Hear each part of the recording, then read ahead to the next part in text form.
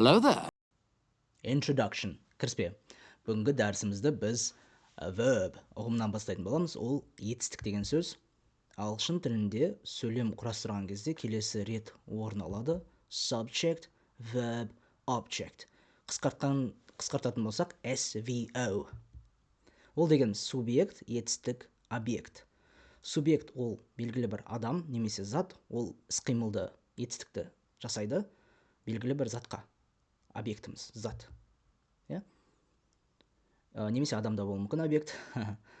Мысал келтіретін болсақ, I eat apples. Мен жеймін алма. Сөзбе сөз аударатын болсақ осылай. Дегенмен қазақ тілінде біз алма деп тұрмыз, ағылшын тілінде көпше түрде тұр apples, алмалар. Өйткені біз күнделікті өмірде заттарды жалпылап айтамыз. Орыс тілінде де солай. Я кушаю яблоки. Я ем яблоки. Сондай бір ерекшелік. Ал қазақ тілінде сөйлемді біз былай аударатын едік. Мен алма жеймін.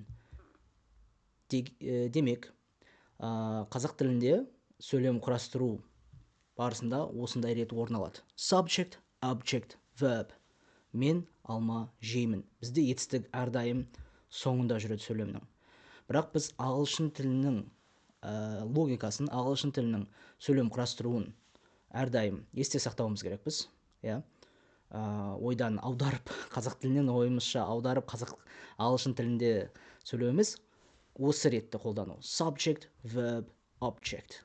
Демек бізде subject және verb өте маңызды, өйткені сөйлемді осы екеуі құрайды басында. Бастауыш және баяндауыш. Verb айттық етістік. Белгілі бір субъект бар, адам, ол іс-қимыл істейді. Сол заттың не істеп жатқанын, не сезініп жатқанын, күйін, бар екенін сипаттайтын нәрсені біз етістік дейміз. Ағылшын тілінде етістіктер екі үлкен топқа бөлеміз. Біріншісі action verbs. Action деген іс-қимыл. Немесе оны main verb дейді. Негізгі етістік дейді. Және auxiliary verb. Ол латын тілінен келген көмекші етістіктер. Атау латын тілінен келген. Енді біз іс-қимыл, негізгі іс-қимылдарға мысалдар келтірейік. To run, жүгіру. To деген бұл жерде инфинитив деп айтылады. Ол ағылшын тілінде сөздің етістік екенін көрсетеді. Мысалы, сөздіктерде іздейтін болсаңыздар, етістікті іздеу үшін to деп басына қойсаңыздар, етістік болып шығады. To run, жүгіру. To eat, жеу, тамақ жеу. To play, ойнау. Музыкалық аспапта ойнау, ойындар ойнау, спорт ойындары, play. Auxiliary verbs, олар бірнеше топқа бөлінеді. Олар демек жеке-жеке іс-қимылдар ғана емес, үлкен топтар, өйткені олар бірнешеу болуы мүмкін. Ол to be verb, to do, to have, және модал етістіктер can, may, will, тағы басқалары. Байқасаңыздар, модал етістіктердің басында to жоқ. Өйткені олар инфинитивсіз болады. Бірақ бүгінгі біздің тақырыбымыз to be етістігі. Ең негізгі және де ең маңызды деп айтуға болады етістіктердің біреусі. Сонда бізде көмекші етістік бар және қимыл етістігі бар. Екі етістік бірге сөйлем құрайды ағылшын тілінде. Көбінесе екі етістік жүреді бір сөйлемде. Және сөйлемнің түрлері бізде болымды, болымсыз және сұраулы сөйлемдер. Үш түрі бар сөйлемнің. Сонда біз екі етістік бірге сөйлем құрастырып, көмекші етістік негізгі етістікке, іс-қимыл етістігіне көмектесіп тұратынын көре аламыз. Келесі мысалдарда болымсыз сөйлем I don't know. I don't know. Мен білмеймін. Бұл жерде I ол мен, ол зат есім, subject. Auxiliary verb don't. Болымсыз. Action verb know. Білу, іс-қимылы. Келесі мысал, болымды сөйлем. I can jump very high. Мен өте жоғары секіре аламын. Бұл жерде бізде can, auxiliary verb, jump, секіру, action verb. Енді келесі мысал. Do you surf the internet a lot? Интернетте көп шарлайсың ба, интернетте көп отырасың ба.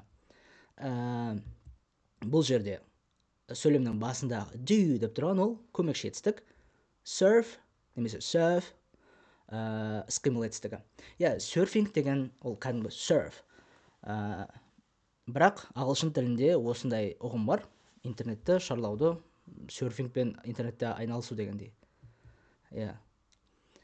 Егер бізде көмекші етістік пен негізгі етістік екеуі бірге сөйлем құрастыратын болса, оны түсіндік. Бірақ негізгі етістік жоқ деп айтайық. Негізгі етістік жоқ болса да сөйлем бола береді. Ол көмекші етістікті біз be дейміз. Be. To be деп атқанымыз be. Ол бар болу дегенді білдіреді. Сіз мысалы осы ғаламда барсыз, осы жер бетінде барсыз, тірісіз. You are be. Атауы етістіктің be, инфинитивті формасы дейді, таза түрі be деп аталады. Демек, есте сақтайтын ең маңызды нәрсе қазақ тілінде етістік жоқ жер сөйлемдерде, ағылшын тілінде ол жерде to be етістігі болады. Демек, ағылшын тілінде етістік болу керек сөйлемде. Бүгін біз present simple шағын қарастырамыз. Present деген осы шақ, simple деген қарапайым деген сөз. Қарапайым осы шақ, күнделікті өмір, тұрмыс, тіршілік. To be көмекші етістігі сол шақта қандай орын алады, қандай рөл атқарады, соны қарастырамыз. Бірінші бөлім you and I.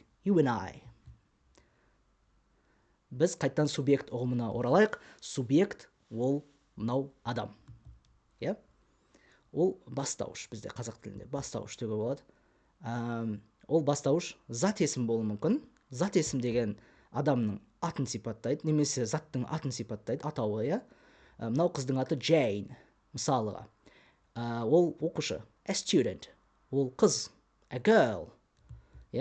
Немесе ол заттан атауларын біз есімдікпен ауыстырсақ болады. Өйткені менің атым Салим, мен өзімді мен деймін. Солай атымды есімдікке ауыстырамын. Сол сияқты есімдік болуы мүмкін. Ол мен, сен, ол, I, you, she барлығы мынау қызды сипаттайды. Осы қыз, мысалы суреттегі. Енді жаңа ғана мен мысал келтірдім өзім жайлы. Демек I, аспандағы I сияқты, мен деген сөз, мен. Оны бірінші жақ дейді, өзіңізді айтқан кезде. You, екінші жақ, you әрпі сияқты. You, сен. Ағылшын тілінде сеннің сыпайы формасы сіз жоқ. Өйткені ағылшындар сыпайы болу үшін сыпайы сөздер қолданады жай ғана. Немесе бір модальды етістіктер болуы мүмкін, сыпайырақ қалатын. Немесе ханым, мырза деген сияқты сөздер қолдануы мүмкін. Бірақ біз ағылшын тілінен қазақ тіліне аударған кезде жағдайға қарай өзіміз сіз немесе сен деп аударып жатсақ болады. Сонда you ол екінші жақ, сен. Енді to be етістігін қарайық. Осы I және you есімдіктермен қалай болады? I am, мен. You are, сен. Демек, есімдіктің жағына қарай to be етістігі өзгереді. Бірінші жақта ол am, екінші жақта ол are. Және ол қатып қалған. Ауыстыруға болмайды. I are, you am деп айтуға мүлдем болмайды. Әрдайым өзінің бірге формасы бар. Қатып қалған. Мысалы, I am happy. Бұл жерде I subject, am verb. Өйткені айттық, егер негізгі етістік жоқ болса, to be етістігі оның орнында болады, және ол әсіресе ол біздің етістік. Verb. Бұл сөйлем мен бақыттымын деген сөз. I am happy. Happy деген бақытты. Сонда біздегі am ағылшын тілінде ол қазақ тіліндегі мын жалғауына ұқсайды. Өйткені біздің қазақ тілі ағылшын тілінен және көп батыс тілдерден, Европа елдерінің тілдерінен ерекшелігі біз копула суффикстар дейді. Жалғаулар қолданамыз. Жаңа сөйлем құрастыру үшін жаңа сөз құрастыру үшін біз жалғаулар қойып кете бере аламыз. Иә, мен айттым қазіргі мысалдағыдай. Мен бақыттымын. I am happy. You are. You are Tom. Мысалға, сен Томсың. Демек, қазақ тілінде сын жалғауы ол біздегі to be етістігіне сәйкес келеді. Сондықтан мысалы мін, сын, сін жалғаулары болған кезде ол ағылшын тілінде to be екен. Аударатын болсақ to be қылып аударамыз. Енді бізде айталық, сіз ағылшын тілін ана тіл ретінде білесіз. Туылған кезіңізден күнделікті сөйлейсіз. Сондықтан көп сөздерді сіз сөйлеу барысында тез айтасыз. Сондықтан оларды қысқартып айту мүмкін. Оларды әлсіз формасы дейді.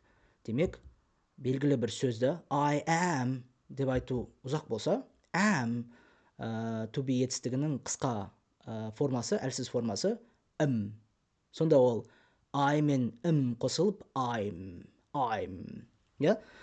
Одан да қысқартуға болады am деп. Бірақ бүгін біз I'm деп қана айтатын боламыз. I'm. You are. Ұзақ болса сізге, сіз you are деп айтуға болады. Өйткені a-ның әлсіз формасы Дегенмен, you are ұзақ уақыт бойы қысқартыла бергендіктен өзінің жеке бір атауы болып кеткен, сондай өзгеріске ұшыраған. You are қысқарған кезде британдық ағылшын тілінде your деп қысқартылып кеткен. Your. Сонда you are your. Мысал келтірейік. I am a student. Көрдіңіздер ме, қалай қысқарғанда тезірек сөйлеуге мүмкіндік бар. I am a student. Мен оқушымын. Мын жалғауы жаңағы I'm a student. Және оқушы деген сөз студент деп те аударсақ болады. Кез келген оқитын адам. You're my friend. Сен менің досымсың. Сын жалғауы to be етістігі. You're my friend. Енді тағы бір есте сақтайтын мәселе. Ол I жеке бір әріп, бір ғана әріп, және оны жазған кезде біз әрдайым бас әріппен жазамыз. Мынау мысал қате.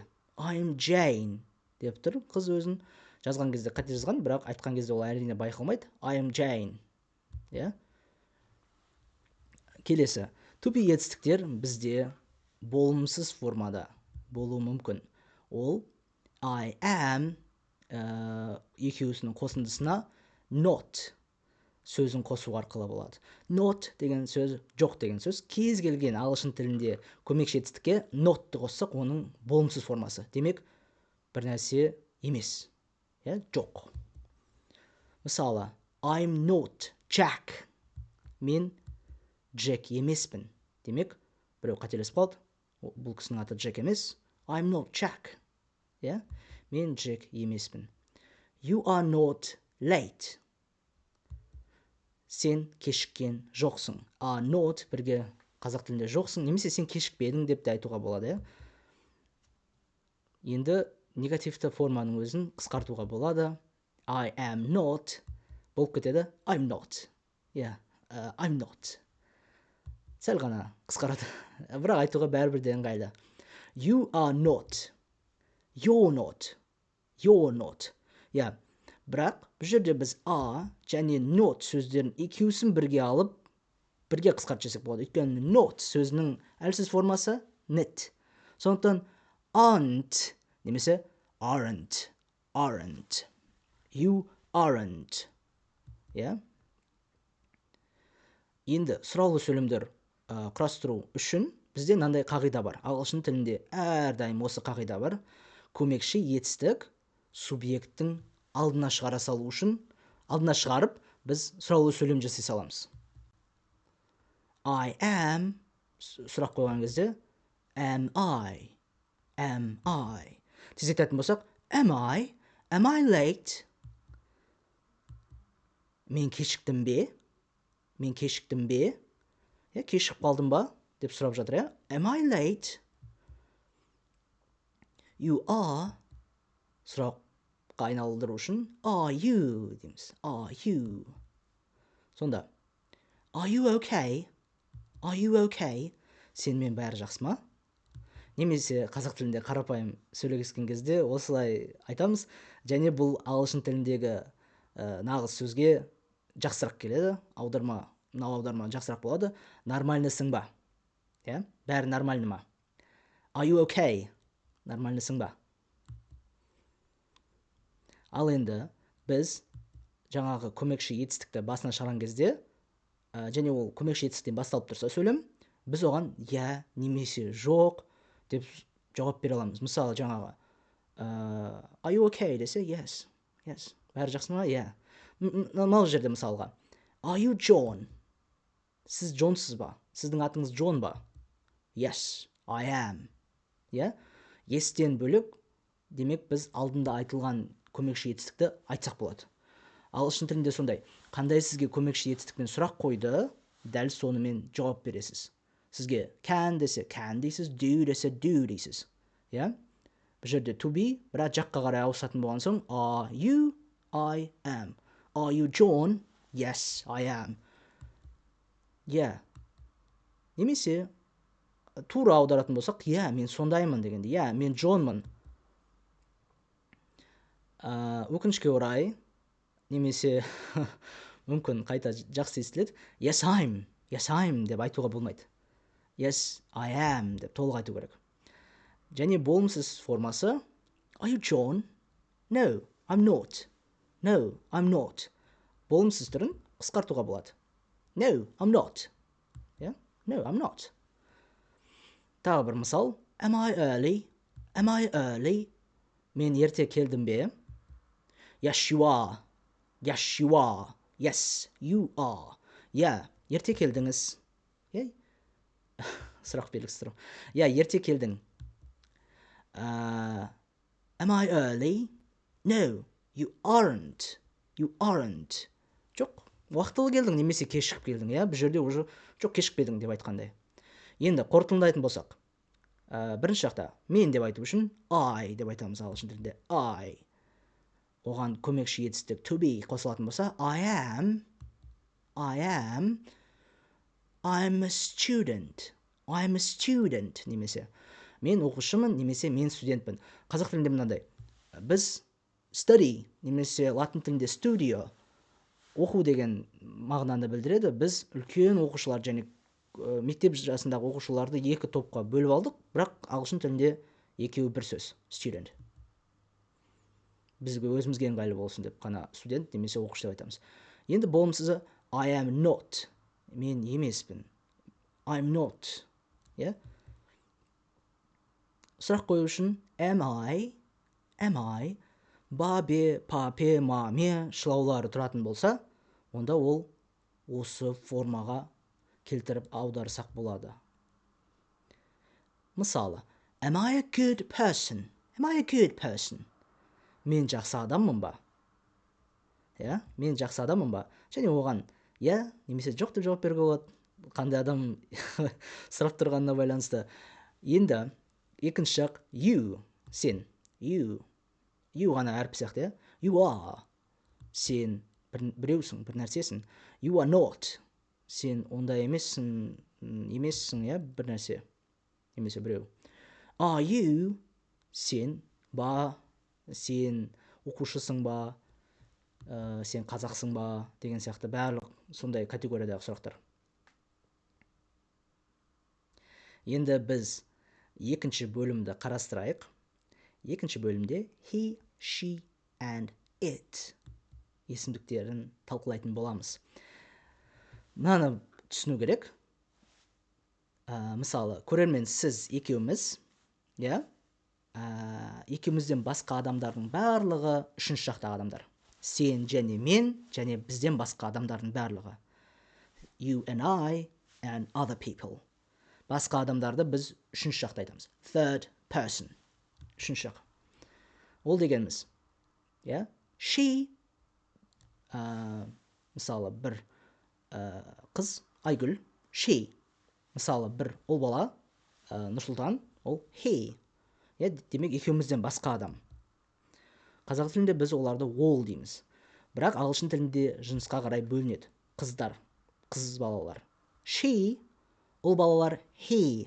Және естеріңізде сақтаңыздар, әрдайым ағылшын тіліндегі х әріпі қазақ тілінде немесе орыс тіліндегідей қатты шықпайды. Қаһарман дегендегі ха дыбысы сияқты өте қалай айтса болады, ешқандай кедергісіз тамақтан шығатын деп шығатын he, сондай х әріпі. Сонымен мұқият болыңыздар. He is, to be етістігі he is, she is. Демек, с әріпі тұрса да ол з, is. Үшінші жақта ыңғайлы жері to be етістігі бірдей. He is, she is. Және заттар бар. Заттарға біз келесі заттарды жатқызуға болады категорияларда. Жансыз заттар бізде it, ол жансыз зат.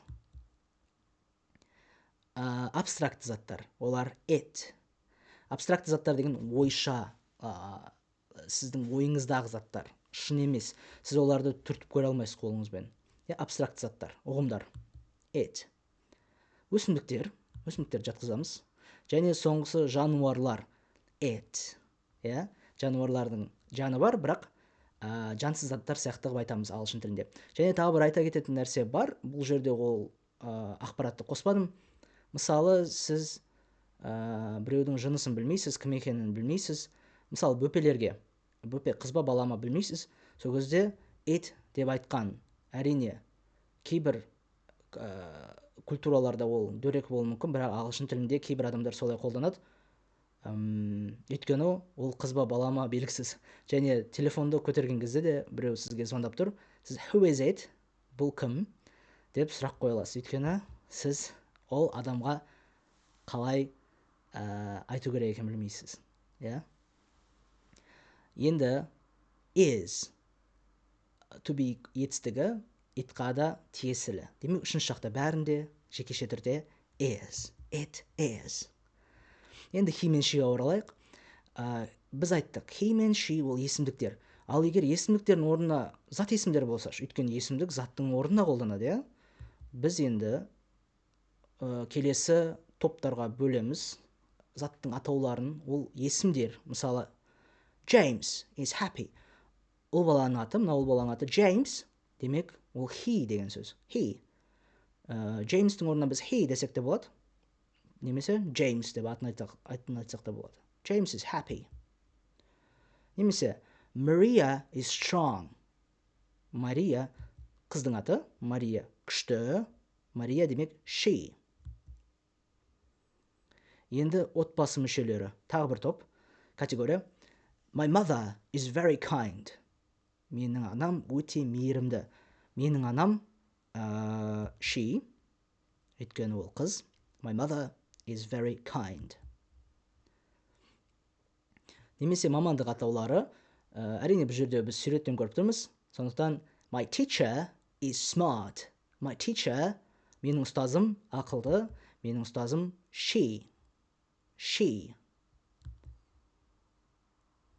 Келесі категория әлеуметтік және жалпы ұғымдар. My friend is a cook. Менің досым аспаз. Менің досым суретте көріп тұрмыз, ол ұл бала, сондықтан ол he. Енді жансыз заттарды бірнеше категорияға бөлейік. Бірінші категория физикалық заттар. Демек, ұстап көруге болатын заттар. Мысалы, кітап. The book is interesting. The book is interesting. Кітап қызық. Бұл жерде кітап заттың атауы, ол it есімдігімен ауыстыруға болады. It is interesting. Жансыз заттар тағы табиғат құбылыстары. The weather is rainy. Weather, ауа райы, ол табиғат құбылысы. Кез келген жаңбыр, жауын, қар, олардың барлығын біз табиғат құбылыстарына жатқыза аламыз. Апаттарды, мысалы, оларды біз it деп айтсақ болады. It. Келесі категория географиялық ерекшеліктер. The mountain is beautiful. Beautiful. Тау әдемі. Демек, тау, көл, өзен, жағажай барлығын біз it деп айта аламыз. Өйткені олар географиялық жерлер, ерекшеліктер. Келесі абстракциялық заттар, абстракты заттар. Бірінші топ эмоциялар және сезімдер. Мысалы, love is valuable. Love ол махаббат, махаббат құнды. Оны біз it деп айта аламыз. It. Қасиеттер және атрибуттар. Бір адамның қасиеті мысалы, мынандай қасиет болсын. Honesty is important. Honesty is important. Адалдық маңызды. Бұл жерде адалдық ол зат. Енді концепциялар және идеялар, белгілі бір ұғымдар. Мысалы, knowledge. Knowledge, білім, is powerful. Білім ол күш. Кім білімді, сол күшті дегендей. Knowledge, it. Күйлер және жағдайлар. Мысалы, peace is essential. Peace is essential. Бейбітшілік ол бізде it. Ол сіздің күйіңіз, бір қанағаттанып тұрсыз өмірге, тәубе етіп тұрсыз. Сондықтан ол peace. Inner peace. Ішіңізде бір бейбітшілік бар. Енді келесі абстракциялар, уақытпен байланысты абстракциялар, уақыт атаулары. Мысалы, today is bright. Бүгінгі күн жарқын. Bright. Today, бүгін ол it. Енді ағылшын тілі мен қазақ тілінің арасындағы бір айырмашылық, біз осындай айтып өтілген жансыз заттарға it, ол деп айтпаймыз көбінесе. Біз жаңағы құбылыстың өзін айтамыз, заттың өзін айтамыз, немесе жалпы сөйлемді олсыз айта саламыз. Ал ағылшын тілінде біз all деп айтамыз оларға. Мысалы, it is wonderful outside. Дала тамаша болып тұр. Ағылшын тілінде бір дала тамаша болып іс-қимыл істеп жатқанда, тамаша болып жатырмын деп ше. It is wonderful outside. Дала тамаша болып тұр. Немесе біз жай ғана тамаша болып тұр. Сыртта тамаша болып тұр деп мысалы айта саламыз. Сол ерекшелігі. Ағылшын тілінде біз it, all. It is late. Кеш болды. It is late. Кеш болды. Онда кеш өзі бір іс-қимыл істеп жатқандай. Кеш болу іс-қимылы. Сол сияқты. Немесе it is very cold today. Бүгін күн өте суық. Күн өзі суық болып жатыр бүгін. Суытып жатқан күн ол. Бүгінгі күн өте суық. Сол сияқты. Сол қағиданы есте сақтаңыздар, өте маңызды. Осы мысалдардан басқа да мысалдарды өздеріңіз іздеп көруге тырысыңыздар. Енді үшінші жақтың барлығы оңай дедік. To be етістігі is. He is, she is, it is. Бірақ оларды біз қысқартсақ болады. Үшеуінің қысқарғаны бірдей. His, she's, its. His, she is, its. She's. It's. Мысалы, he's from France. He's from France. Ол Франциядан. Мем екенін көріп тұрмыз, басында береткасы бар. He's from France. Ал келесі кісі, she's from Italy. She's from Italy. Ол Италиядан. Енді көлікті айтатын болсақ, it's from Germany. It's from Germany. Ол Германиядан. Енді біз көмекші етістіктерді де қысқарта аламыз. Білесіздер оны. He is not. She is not. It is not. Деп not сөзін қоса салатынбыз. Оларды қысқартуға болады. He is not. She is not. It's not. Деп. Дегенмен біз білеміз. Is және not өздері бірге қосылып қысқа формаға ұшырауы мүмкін. Ол форма бізде isn't. Және осы форма көбірек қолданады. Осыны жаттап алыңыздар. He isn't, she isn't, it isn't. It isn't. Я, байқасаңыздар, дауысты әріпке he isn't, she isn't деп жалғауға болады. Ал дауыссыз әріпті дауысты әріпке жалғау оңай. It isn't, it isn't, it isn't деп жалғаймыз да тыны, я. Келесі мысалдар қарайық. He isn't from the UK. Ол Ұлыбританиядан емес. Я, көріп тұрмыз, футбол ойыншысы, бірақ бұл Ұлыбританиялық футбол емес.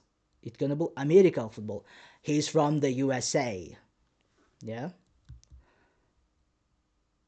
She isn't from China. Ол Қытайдан емес.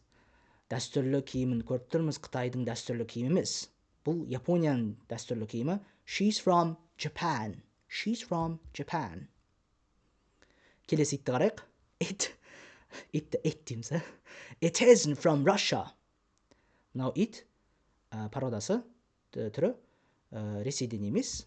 Ол Швейцариядан. It's from Switzerland. Switzerland. Енді сұраулы сөйлем құрастырған кезде біз білеміз. Көмеш етістік жай ғана субъекттің алдына шығару арқылы біз сұраулы сөйлем құрастырамыз. Соны есте сақтаңыздар, қолданыңыздар әрдайым. Is he, is he, өте ыңғайлы. Is he, is he, is she, is she, is it, деген сияқты. Демек, көріңіздер, қалай сұрақты қойған кезде барлығы логиканы түсінсек, онда өте оңай. Is he upset with me? Is he upset with me? Ол маған ренжулі ме? Егер ол ренжулі дейтін болсақ, yes, he is. Көмекші етістік әлі де болады. Yes, he is. Ол ренжулі. No, he isn't. Жоқ, ол ренжулі емес. No, he isn't. Мысал, келесі мысал. Is she happy? Ол бақытты ма? Егер бақытты болатын болса, yes, she is. Ол бақытты. Бақытты болмаса, no, she isn't. No, she isn't. Келесі мысал. Is it tasty? Ол дәмді ме? Тортты айтып жатыр. Дәмді ме? Yes, it is. Yes, it is. Дәмді. Дәмді емес? No, it isn't. No, it isn't. Енді қорытындылайтын болсақ, үшінші жақта біз ұл балаларға he деп айтамыз. To be етістігі he is. Қысқарған кезде he is. Болымсыз түрі he is not. He isn't. Және сұрақ қойған кезде is he. Мысалы, he-дің орнына адамның аты болсын. Жоғарыдағы мысалдар. Мысалы, баланың аты Нұрсұлтан. Is Нұрсұлтан. Happy. Late. Солай сөйлемді құрастыра бересіздер. Ағылшын тілінде сөйлемдер конструктор. Қыз баланы біз she дейміз. She is. To be етістігі she is. She is not. Болымсыз формасы. She isn't. Қысқарған түрі. Is she. Сұрақ. Is she. Заттарға, немесе абстракциялық заттарға біз it деп айтамыз. It is. It's. It is not. It isn't. Is it? Үшінші бөлім. We, you, and they. We, you, and they. Біз we, you, and they есімдіктерін талқыламай тұрып, мынандай ұғымды түсінейік. Бізде singular деген сөз болсын. Singular ол жекеше деген сөз. Жекеше формасы, жекеше түрі бір нәрсенің, ол біреу ғана деген сөз. Ол мысалы өзіміз айтатын болсақ, I, немесе екінші жақта you, үшінші жақта he, she, and it. Ол first person, second person, third person деп үш жаққа бөлеміз. Бірінші жақ, екінші жақ, үшінші жақ. Олардың to be етістіктері жаққа қарай өзгереді. I am, you are, he is, she is, it is. Енді мынандай ұғымды енгізейік. Plural. Ол көпше деген сөз. Бір нәрсенің көпше түрі. Демек ол біреу емес, иә? Үш жақты қарайық. Солардың көпше түрі we, you, they. Мен болады we, you болып қала береді. Осындай бір керемет ерекшелік. He is, she is, it is дың орнына бізде they. Ал олардың to be етістігі are. Екінші жақтағыдай are. Оңай. We are, you are, they are.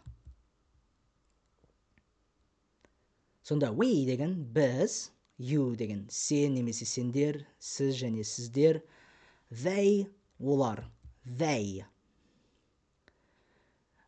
Theyға оралайық.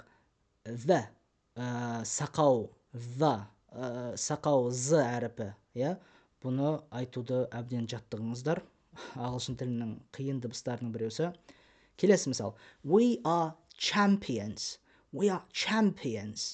Біз чемпиондармыз. Демек, көмекші етістігі, to be етістігі мыз қазақ тілінде, Ал екінші жақта you are colleagues. Сендер әріптессіңдер. Сің немесе сіз, әріптессіздер деп екінші формадағы to be-ді қазақ тілініңдегі орнын осылай табуға болады. Бірақ дегенмен үшінші жақта қарайық. They are married. Олар үйленген, некеде. Бұл жақта жалғау жоқ. Демек, қазақ тілінде үшінші жақта жалғау жоқ. Ағылшын тілінде бәрібір to be етістігін қоюды ұмытпаймыз. They are married. Жансыз затқа айтатын болсақ, they are keys. Олар кілттер. Keys үй дегендегідей keys. Енді біз қайттан есімдіктің орнына зат есім тұруы мүмкін, немесе бірнеше есімдік тұратын болса, ол көпше түрде деген сөз. Мысалы, сен және мен ол біз. You and I тең болады we. Сондықтан you and I десе, you and I am демейміз, you and I are дейміз, Өйткені біз екеуміз екі адамбыз. Ал мен өзім бір адаммын. Сондықтан my friend and I, менің досым және мен. Ол he, ал мен болсам I, екеуміз бірге we. Мысалы, Mary and I, Mary және мен. Суреттегідей. Mary and I, олар екеуін өздерін біз дейді. Ал сенге you and your sister, сен және сенің әпкең, сіңлің, қарындасың, you and your sister. Немесе you and Jenny, сен және Jenny.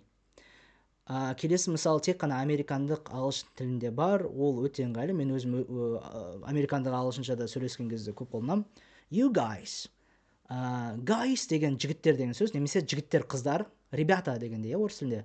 Ол бірнеше адам тұрса, барлығына сөйлеп жатқанымызды білдіру мақсатында. You guys.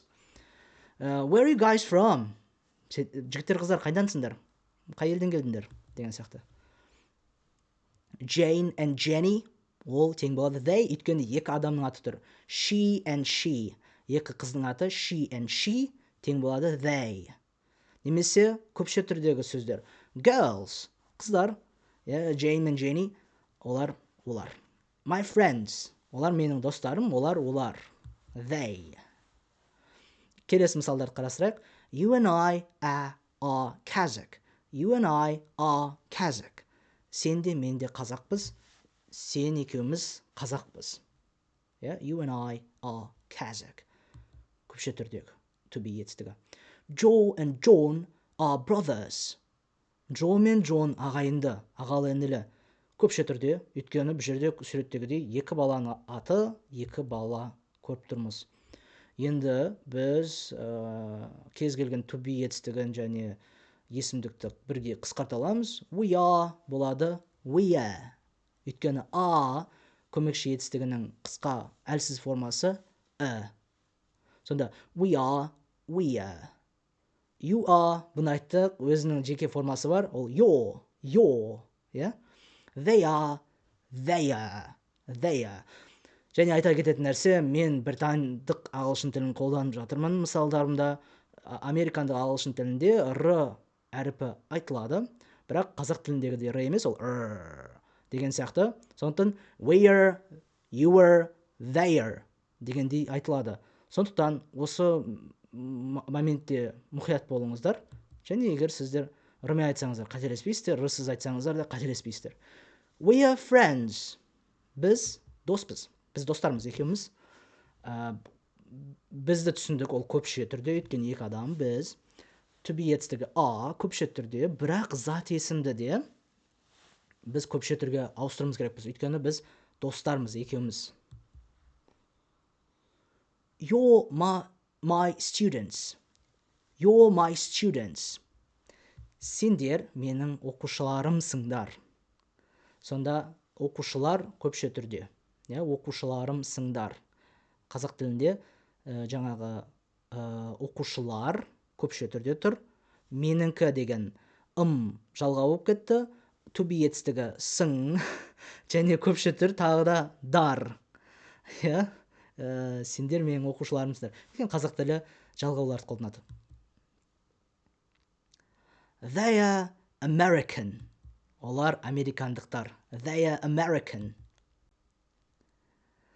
Егер біз they are Americans десек те қате болмайды. Екеуісінің ерекшелігі, екі сөйлемде дұрыс. Бірақ бұл жерде мәселе басқа. American ол адамның сипаты. Қандай адам ол? Американдық. Ол қай жерден, қай сын есім сұрағына жауап беріп тұр. Ал Americans, олар кімдер деген сұраққа жауап беріп тұр. Ол американдықтар. Мысалы, қазақтар және қандай адамсың? Қазақсың дегендей. Осы айырмашылық бар. Және төбедегі мысалды көбірек қолданамыз. Мысалы, I'm from America, I'm American. You're from Kazakhstan, you're Kazakh. Мен американдықты британдық акцентпен айтқасын ба? Negative, болымсыз түрі. We are, you are, they are. Олардың бәріне біз not сөзін қоса саламыз. Өте оңай. We are not, they are not, you are not. Қысқартатын болсақ, we are not, you're not, they are not деп айтуға болады. Дегенмен біз білеміз, are not бірге aren't деген сөзді не қылады? Құрайды. We aren't, you aren't, they aren't. Өте ыңғайлы. Келесі мысалды қарайық. We aren't robots. We aren't robots. Біз робот емеспіз. Енді осы сөйлемді туралайық. We are human. Біз адамбыз. Жай сөйлемнің жалғасын келтірейін дедім. You aren't ready yet. Сендер әлі дайын емессіңдер. Бұл жерде әрине жекеше түрдегі сен дайын емессің, сендер дайын емессіңдер. Ағылшын тілінде бірдей сөйлем болады. Жай ғана жағдайға қарай өзіміз түсініп алуымыз керекпіз. They aren't at home. Олар үйде емес, олар үйде жоқ. Сұрақ қою үшін біз білеміз, to be етістігі субъекттің басына шығады, алдына шығады. Сонда are we, are you, are you'дан қорқып кетпеңіздер. Кәдімгі қазақ тіліндегі are you дегендей, are they, сұрақ қою үшін. Are we late? Кешігіп жатырмыз ба? Кешігіп жатырмыз ба? Are we late? Кешіксек, онда yes, we are. Yes, we are. Біз кешігіп жатырмыз. Кешікпесек, no, we aren't. Жоқ, біз кешігіп жатқан жоқпыз. Are you American? Сендер американдықтарсыңдар ма? Немесе сіздер американдықсыздар ма? Сұраққа yes, we are. Немесе американдықтар yes, we are дейтін еді. Біз американдықпыз. No, we aren't. We are British. Жоқ, біз американдық емеспіз, біз британиялықпыз. Англиядамыз. Енді қорытындылайтын болсақ, we ол біз деген сөз. Оның to be етістігі are, we are. Қысқарған кезде we are. Болымсыз түрі we are not. Қысқарған кезде we aren't. Сұрақ қойған кезде are we. Француздардың we дейді ғой, я деген сияқты ұқсайды. You, сен немесе сендер, сіз немесе сіздер, бәрі бірдей. You are, you're, you are not, you aren't, are you. Осындай бір кесте қылып қояйық. Барлық ерекшеліктерді көзімізбен көріп отыруымыз үшін. Және they, сақаусызына мұқият болыңыздар. They, тілді сәл шығарып қоямыз. They are, they are not, they aren't, are they. Енді қорытынды. Біз қорытындыда айтып өткен материалымызды, дәрісімізді қорытындылау үшін to be етістігі қандай жағдайларда қолданамыз, қалай сөйлем құрастырамыз, ситуацияларды қарайық. Бір тұлғаны және оның сипаттамасын, жас туралы әңгімелеу, қаншадамыз, қаншадасың деп сұрақ қоюға біреуге, сезімдерімізді айтуымызды, немесе күйімізді айтуымызды, жағдайымызды айтуымызды үшін қолданамыз. Орындар туралы әңгімелеу, мен мына жақтанмын, мен мына жердемін, Уақыт пен күндер туралы сөйлесу, бүгін, ертең, 20-сына, 8 наурызда деген сияқты. Ұлттар немесе шығу тегіміз туралы, сипат ретінде, ол да тұлғаға келеді, бірақ біз оны жеке категорияға бөліп қояйын дедік. Жұмыстар мен рөлдер туралы әңгімелеу. Қандай жұмыс істейсіз, кімсіз, ол да тұлғаға келеді, бірақ жеке мысал ретінде келтірейік. Бағалар мен сандар туралы айту. Бір нәрсенің бағасы және әртүрлі сандар. Ауа райы туралы әңгімелеу. Ауа райы. Және сұрақ қойған кезде немесе жоқ деп жауап беру үшін қолданамыз. Немесе сондай жоқ деп жауап берілетін сұрақтарды құрастыру. Тұлға және сипаттама. Тұлға дегеніміз ол адам, адамдарды немесе заттарды сипаттау. Мысал, мынау жігіт баланы сипаттайық. He is a boy. Ол ұл бала. Кім екенін айтып жатырық. Ол, сондықтан біз оны ұл дейміз. Кім екені, It's beautiful. Американдықтар it's beautiful. Британдықтар it's beautiful. Ол әдемі, көбелек әдемі. Бұл сипаттау.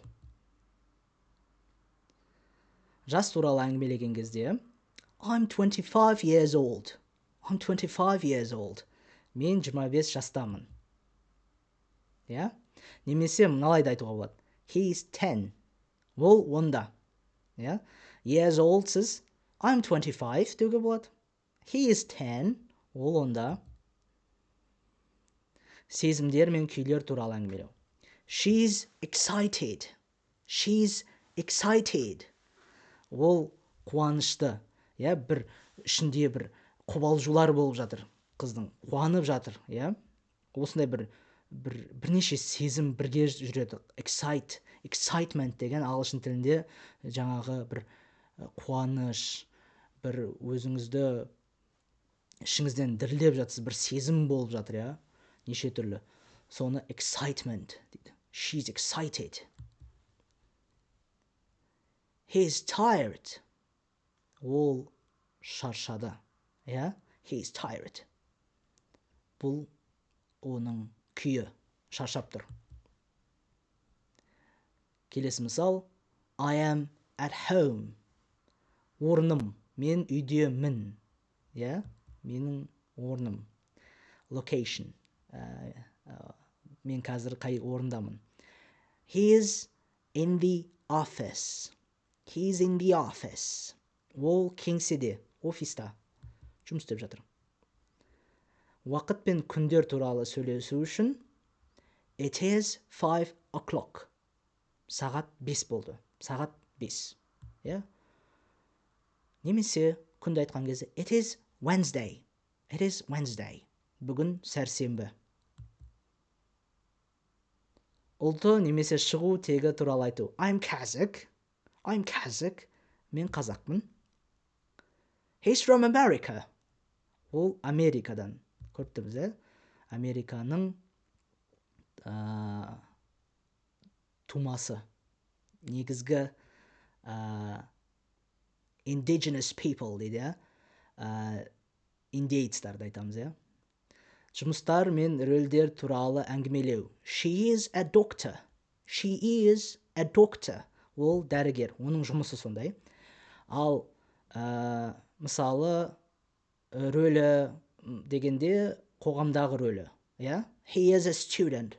Ол студент. Ол жұмыс істемейді, өйткені ол студент. Бірақ оның бәрібір сипаты сондай, ол студент. Бағалар мен сандар туралы айту. It is $10. It is $10. $10 болып тұр. Ол $10. Немесе to be етістігінің орнына етістік болуы мүмкін. Бұл жай ғана мысал келтірейін дегенім, өйткені көбінесе өйстіп айтуға да болады. It costs $10. Оның құны $10. Сонда $10 тұрады деп айту үшін it costs деп айтамыз. Келесі сан. Мысалы температура қандай болып тұр? The temperature is 25 degrees. Ауа температурасы 25 градус. Ауа райын айтатын болсақ. It's warm outside. Сыртта жылы, дала жылы болып тұр. It's warm outside. Және сұрақтар қойған кезде оларға я немесе жоқ деп жауап беру. Is this lesson helpful? Бұл сабақ пайдалы болды ма? Бұл сабақ пайдалы ма? Is this lesson helpful? Егер сіздерге пайдалы болса, онда yes деп жазып кетіңіздер астына. Yes, it is. Пайдалы. No деп айтпаймыз, өйткені мен пайдалы болды деген үміттемін. Көп рахмет.